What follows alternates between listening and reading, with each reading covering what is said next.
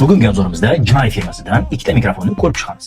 Birinchisi MW15, ikkinchisi bo'lsa MW16.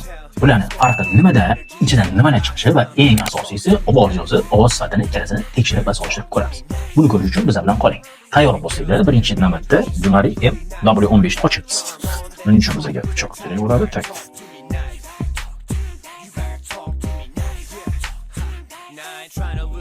Birinchi navbatda Jinoy MW15 ni ochdik, ichidan mikrofonning o'zi chiqdi. Chiroyli qilib upakovka qilingan ekan. Asosiysi dizayniga keladigan bo'lsak, juda chiroyli ishlangan.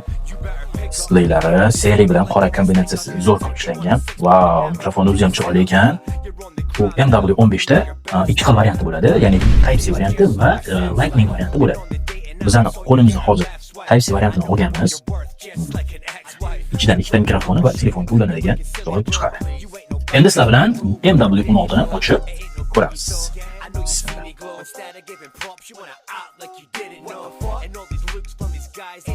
Mana bu MW16 ni ko'rishimiz mumkin. Такой скромный dizayn, qop-qoraga ishlangan.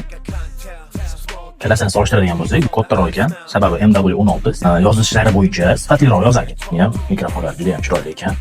Bu variantimiz. Bundan asosiy farqi, bunda ikki xil variant bo'ladi. Ya'ni MW15 da faqat Type-C yoki bo'lmasa Lightning varianti bo'ladi, ikki xil. Bunda esa ikkalasi birda bo'ladi. Ya'ni bu tarafini Type-C sifatida ishlatishingiz mumkin yoki bo'lmasa Lightning to'g'ri kelsa Lightning sifatida ishlatishingiz mumkin bo'ladi. Mikrofonlarni ko'rib chiqadigan bo'lsak, mikrofonlar ham juda chiroyli ekan. O'zini alohida simqadigan joylari ham bor ekan. Mana ko'rib turganlaringizdek mikrofonlarimizni ochib oldik. Asosiy xarakteristikalarga to'xtaladigan bo'lsak, ikkalasi ham 20 metr masofagacha ishlaydi. Bundan tashqari batareyasiga to'xtaladigan bo'lsak, ikkalasini ham 8 soatgacha ishlatsangiz bo'ladi. Ya'ni mikrofonimiz o'zi 8 soat ishlab beradi. Bundan tashqari keysimizni o'zi bir marta zaryad qoldirilgandan keyin 48 soatgacha ishlab beradi.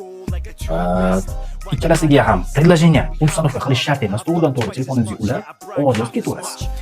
Asosiy farqiga to'xtaladigan bo'lsak, MW16 professionalroq hisoblanadi. Sababi buni kamera bilan ishlatsangiz ham bo'ladi.